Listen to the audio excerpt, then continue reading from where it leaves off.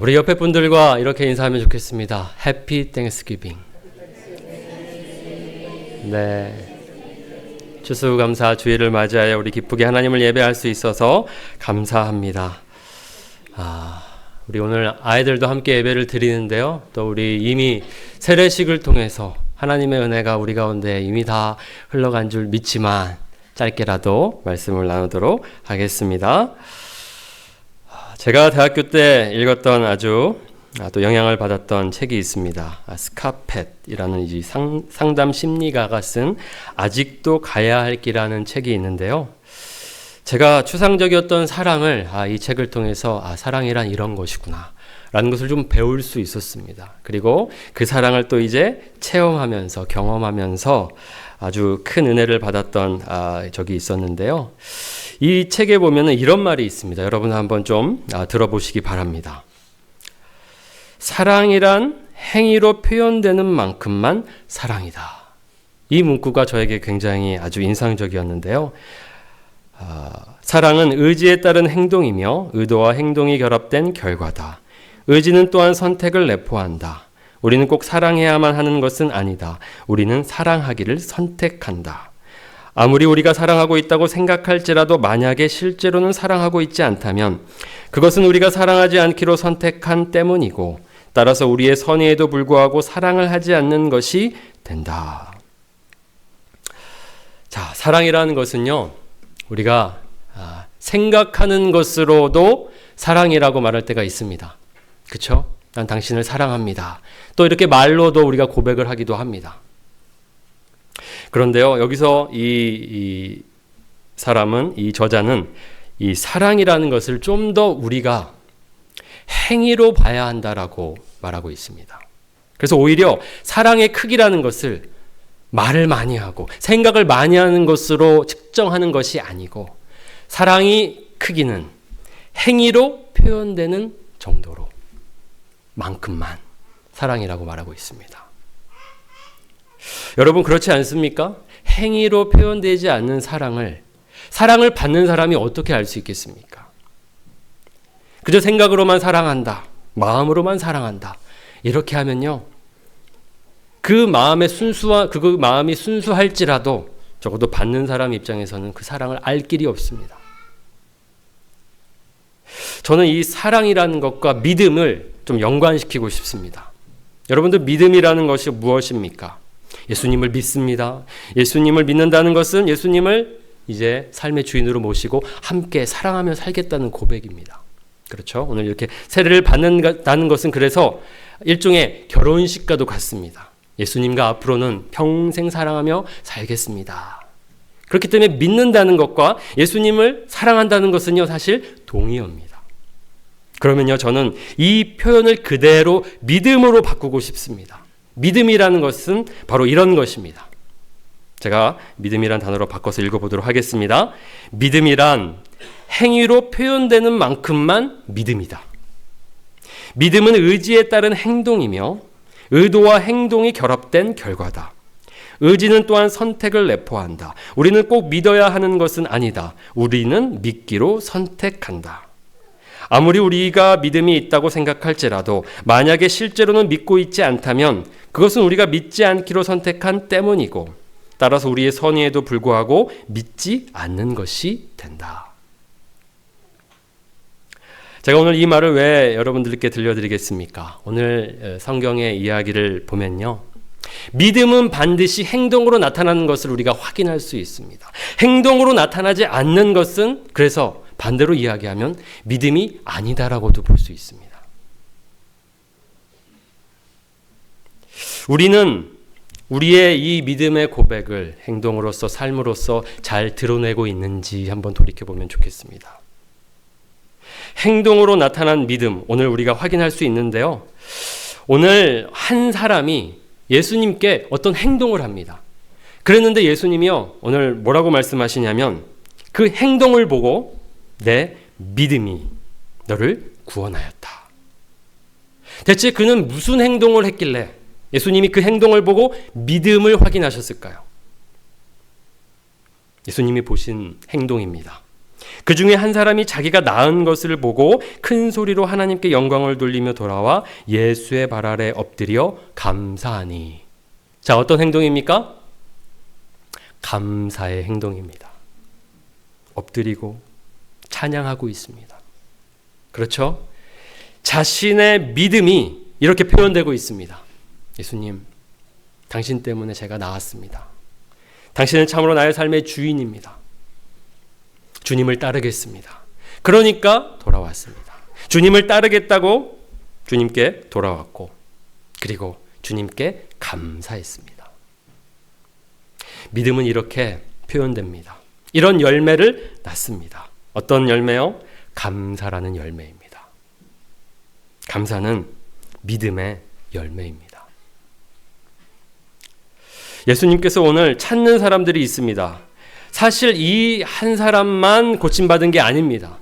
나머지 9명의 사람이 똑같이 나병이라는 이 중병, 악성 피부병이라고 할 수 있는데요.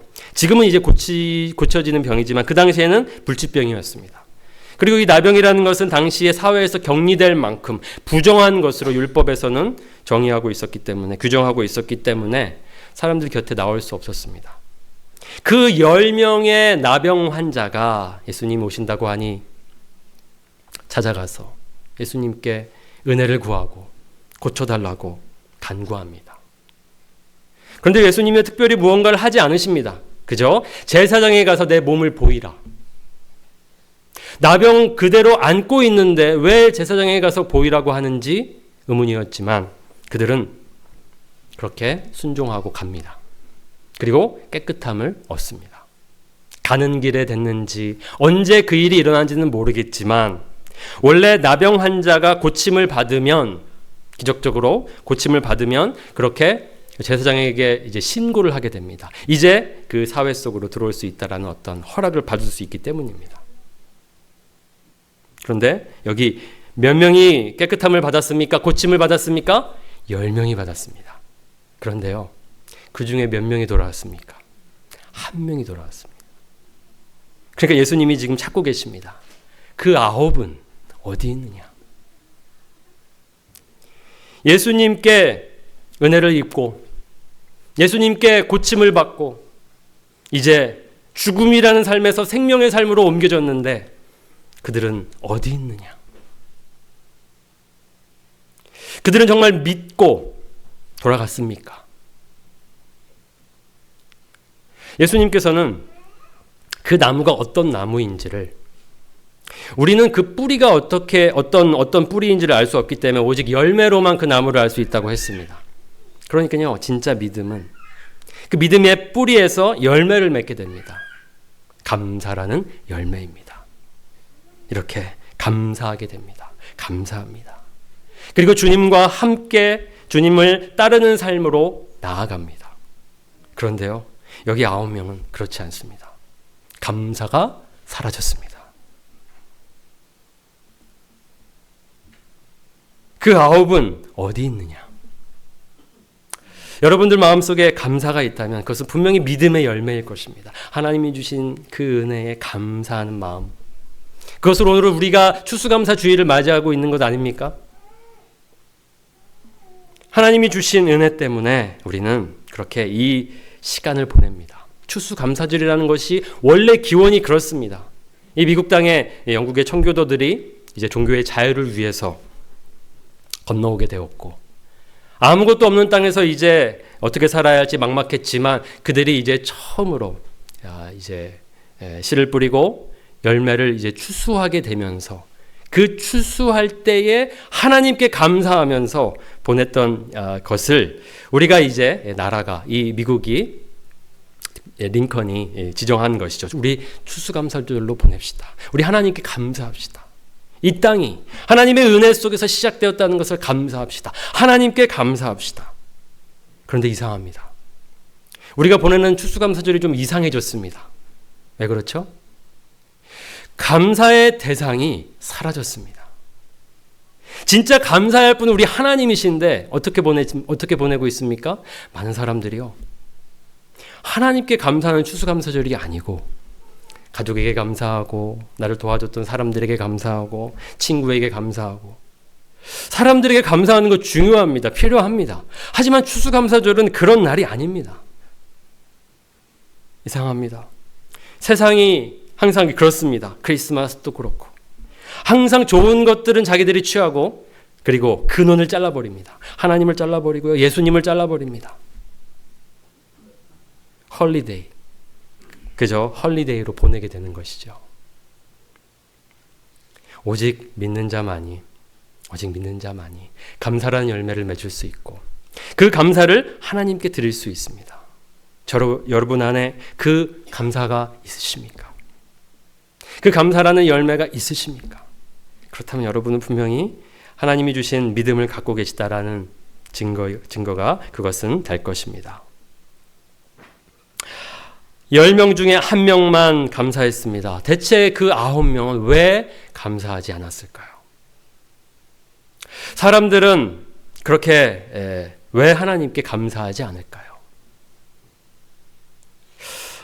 오늘 말씀을 보면요, 그 9의 특징들이 나옵니다. 3가지 특징이고 그들이 감사하지 않은 이유 3가지라고도 볼 수 있습니다. 첫 번째, 받을 은혜에만 절실하다. 두 번째, 은혜를 당연하게 여긴다. 세 번째, 도움은 좋지만 관계는 싫다. 이런 마음이 있었기 때문에 그 9은 감사하지 않은 것입니다. 받을 은혜에만 절실했습니다. 그 모습을 여기서 볼 수 있습니다. 한 마을에 들어가시니 나병 환자 10명이 예수를 만나 멀리 서서 소리를 높여 이르되 예수 선생님이여 우리를 불쌍히 여기소서. 얼마나 절실했으면. 원래 사람들이 모인 곳에 나병 환자는 나올 수 없습니다. 그들은 사람들 가운데 지나갈 때에도 나는 부정환자다, 나는 부정환자다라고 외쳐야 했습니다. 그러니까 사람들은요, 그가 나타나면 경계하고 나오지 말라고, 여기 있지 말라고 책망합니다. 그런데도요, 지금 이 나병 환자들이 얼마나 절실했는지 예수님 만나기를 소원하면서 이렇게 나왔습니다. 불쌍히 여겨달라고 구했습니다. 절실함이 있습니다. 근데 그 절실함이 어디서 온 것입니까? 자신의 질병 때문에 온 것이죠. 문제가 생겼으니까 절실한 것입니다. 만약 문제가 없었다면요. 문제가 없으면 이상합니다. 사람은 하나님을 찾지 않습니다.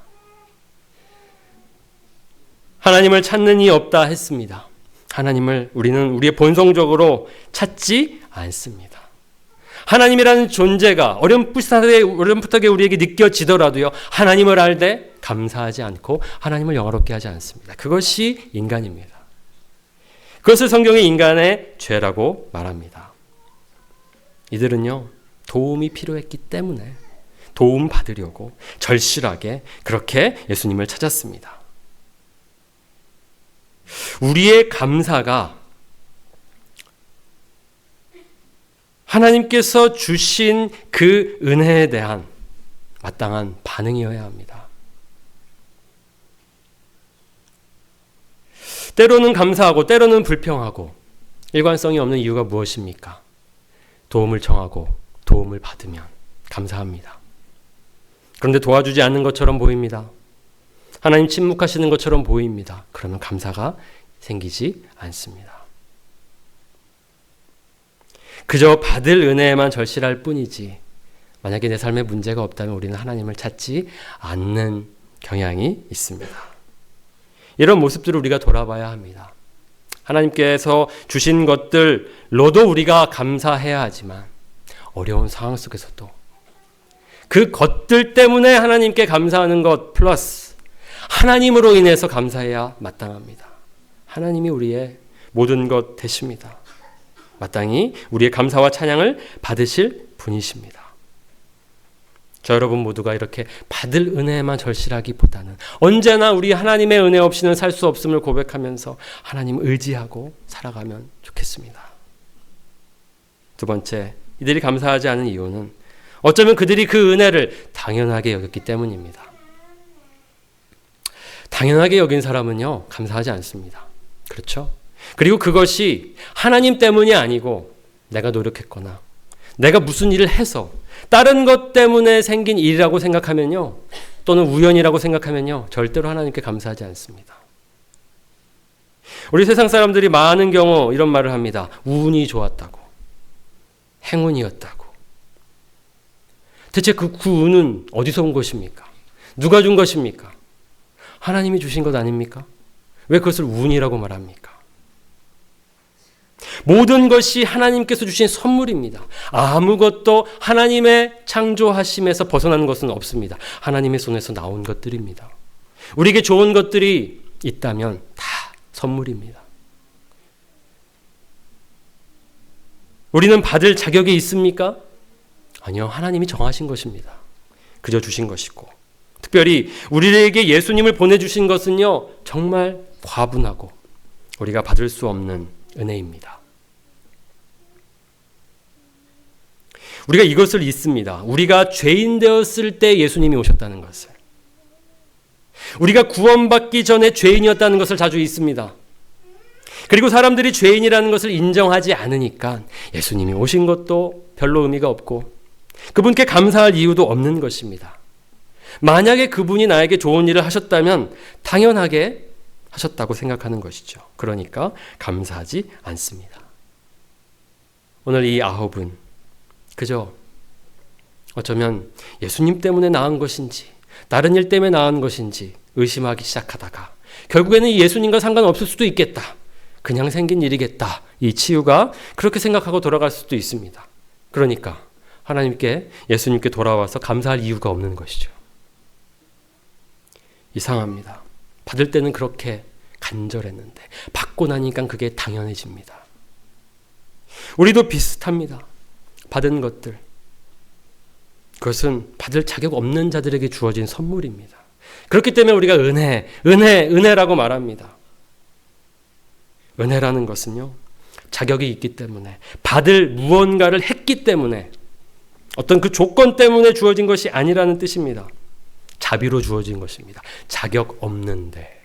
오늘 이 나병 환자가 바로 그러한 상징이죠. 그들이 고침받을 어떤 자격 없습니다. 부정한 자로 이미 정죄당했고 부정한 자로 있어도 아무도 뭐라 할 수 없습니다. 그런데 예수님이요, 그들을 고쳐주셨습니다. 전적인 자비하심, 은혜입니다.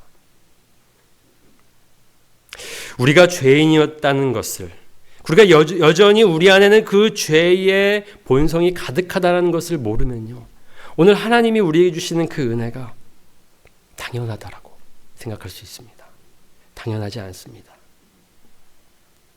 그래서 늘 그 은혜만 생각하면 우리는 겸손해질 수밖에 없습니다. 받을 자격 없는데 왜 우리에게, 우리가 무엇이 간데 은혜를 주십니까? 라면서 겸손히 살아갈 수밖에 없는 것입니다.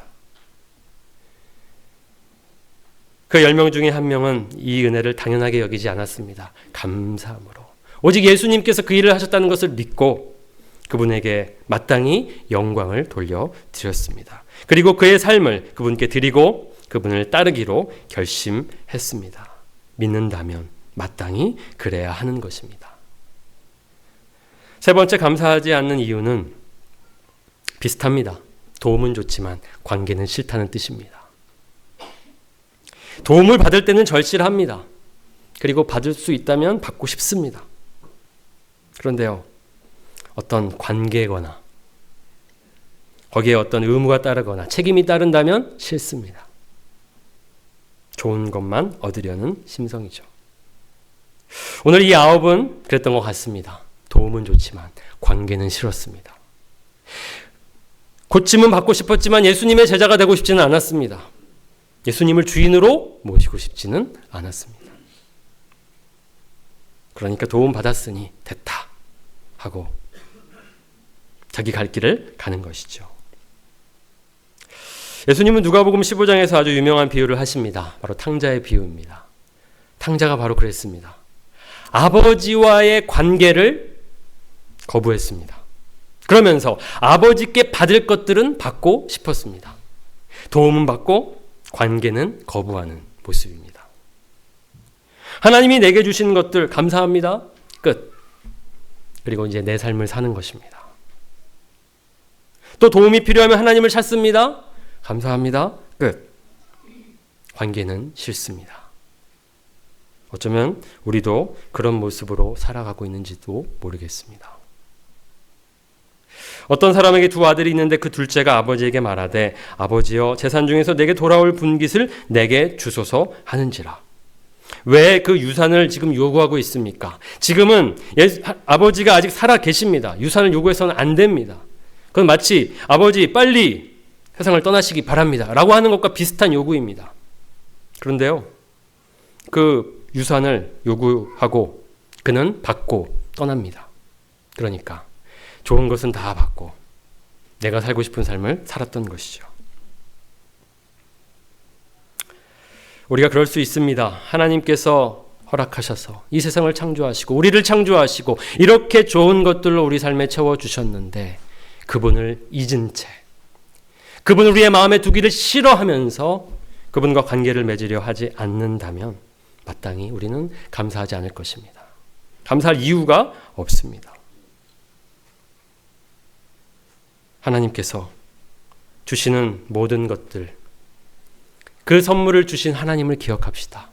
오늘 이 추수감사주의를 우리 그렇게 우리의 마음에 이 말씀을 새기며 나아갑시다. 하나님 감사합니다. 그리고 하나님과 함께 늘 살겠습니다.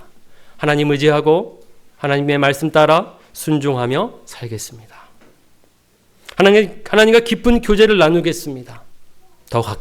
더 가까이 나아가겠습니다. 우리 그런 결단, 그런 고백 주님 앞에 드리며 이 추수감사주의를 보내면 좋겠습니다. 우리 함께 기도하시겠습니다.